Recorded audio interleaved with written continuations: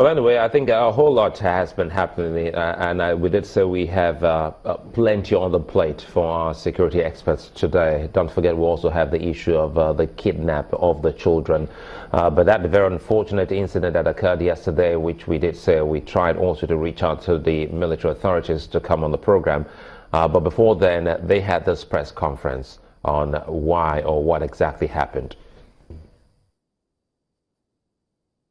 This late morning today, we received reports of the gathering of Boko Haram terrorists around somewhere in Calabar local government area of Borno State.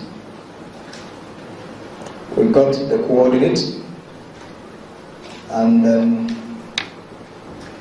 I directed that the air should go to address the problem.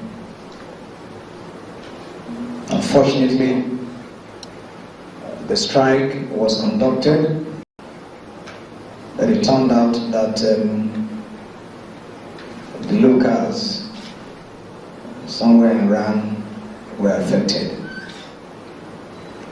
I'm yet to get the details of the casualties, but we have some civilians that have been killed, others are wounded, and we also have 2 of our soldiers that are also wounded.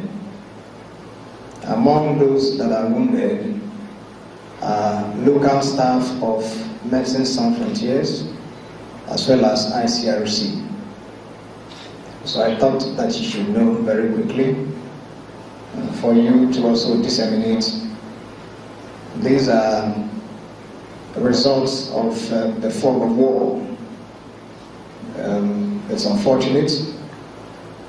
That's the reason why this war must come to an end, because the costs are certainly not good enough.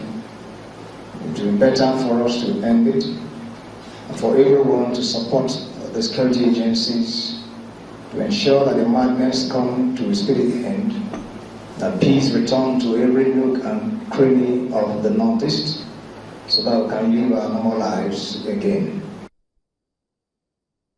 Mr. Gbanita, it's good that you're there. You've heard him, and you've also said that we should wait for them to tell us more on what happened. But again, let's take it up from what happened in the University of Maiduguri.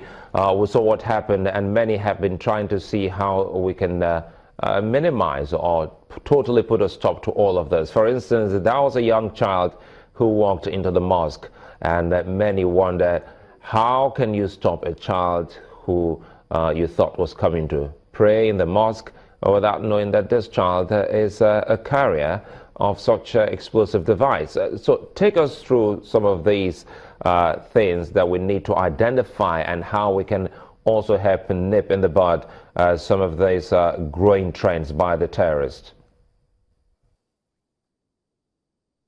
Well, it is difficult for you to have an access door to a mosque in the university and then insist that anybody without an ID cannot enter through the mosque. This is a child. Nobody suspects that Boko Haram, in their wickedness, will deploy a child as their weapon. They who put her there, or him, are the ones that will go to hell. We need to begin to broadcast this effectively in the area and be ahead of them in perception management and psychological warfare operation. We haven't done that. Now, this is, again, the 10th time they've used children under the age of 12 to effect such attacks. Could you imagine the trauma on the face of a soldier if he tells a child to stop and they don't stop, and he shoots the child, knowing fully well, after the fact, that the child was a shaheed? That soldier will never be the same, because he is not trained to kill children. his career as a warrior has ended instantly. So you can see the mindset of the soldier now. How do you stop this? You can only stop it through airwaves, pamphlets, imams getting involved, and discouraging families who are currently suffering from Stockholm Syndrome from allowing their children to be used. A child 7 years old could have been fathered by a Boko Haram soldier who have been killed.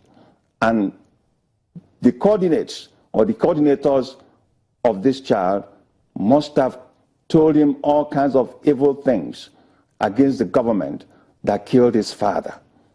And then he went on the mission of revenge.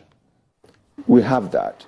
And then also on the incident of bombing of the IDP camps, we cannot put it away from Boko Haram that they cannot